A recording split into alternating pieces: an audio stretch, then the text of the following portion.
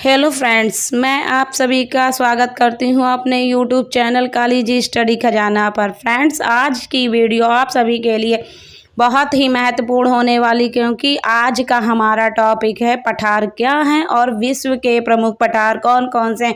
इनको जानने के लिए फ्रेंड्स वीडियो अंत तक ज़रूर देखिए। तो चलिए फ्रेंड्स देखते हैं पठार क्या है। पठार शब्द उस ऊपरी भूमि के रूप में जिसका कम से कम एक किनारा बहुत तीव्र ढलान वाला होता है, जो पड़ोसी सतह से काफ़ी ऊपर होता है और जिसका ऊपरी हिस्सा काफ़ी हद तक समतल होता है, उसे पठार कहते हैं। फ्रेंड्स फिर से देख लीजिए, पठार शब्द उस ऊपरी भूमि के रूप में जिसका कम से कम एक किनारा बहुत तीव्र ढलान वाला होता है और जो पड़ोसी सतह से काफ़ी ऊपर होता है और जिसका हिस्सा काफ़ी हद तक समतल होता है, उसे पठार कहते हैं। फ्रेंड्स डायग्राम में देख लिए, ये इसकी ऊंचाई है और इसका ये समतल हिस्सा है। इसी समतल हिस्से को पठार कहते हैं। तो फ्रेंड्स चलिए आगे बढ़ते हैं।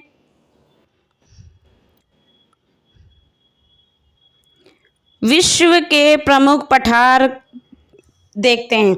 नंबर 1, ग्रीनलैंड का पठार। अंध महासागर के उत्तरी भाग में लगभग 21,75,600 वर्ग किलोमीटर क्षेत्र में हिम से ढका हुआ पठार, इसे ग्रीनलैंड पठार भी कहा जाता है। तो फ्रेंड्स एक बार और देखिए, अंध महासागर के उत्तरी भाग में लगभग 21,75,600 वर्ग किलोमीटर क्षेत्र में हिम से ढका पठार, इसे ग्रीनलैंड का पठार कहते हैं।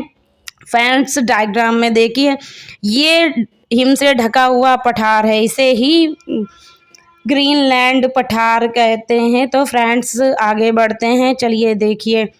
नंबर 2, कोलंबिया का पठार। यह संयुक्त राज्य अमेरिका के ऑरेगन, वाशिंगटन और इडाहो राज्य के मध्य 4,62,500 वर्ग किलोमीटर क्षेत्र में विस्तृत रूप में फैला है, इसे कोलंबिया का पठार कहते हैं। फ्रेंड्स एक बार हम लोग और देख लेते हैं। यह संयुक्त राज्य अमेरिका के ऑरेगन, वाशिंगटन और इडाहो राज्य के मध्य 4,62,500 किलोमीटर वर्ग में फैला हुआ है, इसे ही कोलंबिया का पठार कहते हैं। फ्रेंड्स इसका डायग्राम ये रहा। तो फ्रेंड्स आगे बढ़ते हैं हम लोग। नंबर 3, मैक्सिको का पठार। यह पठार पश्चिम सियारा माद्रे और पूर्वी सियारा माद्रे पर्वत श्रेणियों के मध्य स्थित है, इसे मैक्सिको का पठार कहते हैं। फ्रेंड्स एक बार और देख लेते हैं। यह पठार पश्चिम सियारा माद्रे और पूर्वी सियारा माद्रे पर्वत श्रेणियों के मध्य स्थित है, इसे ही मैक्सिको का पठार कहते हैं। फ्रेंड्स इसका मैक्सिको के पठार का डायग्राम ये रहा। तो फ्रेंड्स चलिए आगे हम लोग बढ़ते हैं। नंबर 4 देख सकते हैं आप लोग, तिब्बत का पठार। यह हिमालय के उत्तर और क्युनलुन पर्वत के दक्षिण में 4,000 से 5,000 मीटर तक की ऊंचाई पर स्थित है। देख लीजिए फ्रेंड्स एक बार और, यह हिमालय के उत्तर और क्युनलुन पर्वत के दक्षिण में 4,000 से 5,000 मीटर तक की ऊंचाई पर स्थित है, इसे ही तिब्बत का पठार कहते हैं। फ्रेंड्स तिब्बत के पठार का डायग्राम ये रहा, आप लोग देख सकते हैं। तो फ्रेंड्स चलिए आगे हम लोग बढ़ते हैं। नंबर 5, मंगोलिया का पठार। यह चीन के उत्तरी मध्य भाग में मंगोलिया गणराज्य में स्थित है। दोबारा देख सकते हैं हम लोग, यह चीन के उत्तरी मध्य भाग में मंगोलिया गणराज्य में स्थित है, इसे ही मंगोलिया का पठार कहते हैं। मंगोलिया के पठार का डायग्राम फ्रेंड्स ये रहा, आप लोग देख सकते हैं। तो फ्रेंड्स चलिए आगे हम लोग बढ़ते हैं। नंबर 6, ब्राज़ील का पठार। दक्षिण अफ्रीका के मध्य पूर्वी भाग में यह पठार त्रिभुजाकार रूप में स्थित है। दोबारा देख सकते हैं हम लोग, दक्षिण अफ्रीका के मध्य पूर्वी भाग में यह पठार त्रिभुज के आकार के रूप में स्थित है, इसीलिए इसे ब्राज़ील का पठार कहते हैं। ब्राज़ील के पठार का डायग्राम फ्रेंड्स ये रहा, आप लोग देख सकते हैं। चलिए फ्रेंड्स आगे बढ़ते हैं। नंबर 7, बोलविया का पठार।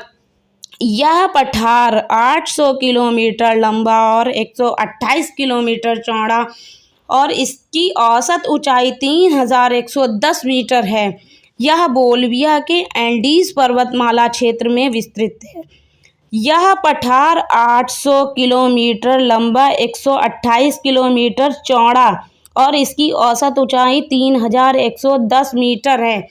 यह बोलिविया के एंडीज पर्वतमाला क्षेत्र में विस्तृत रूप में फैला है, इसे ही बोलिविया का पठार कहते हैं। तो फ्रेंड्स चलिए आगे हम लोग बढ़ते हैं।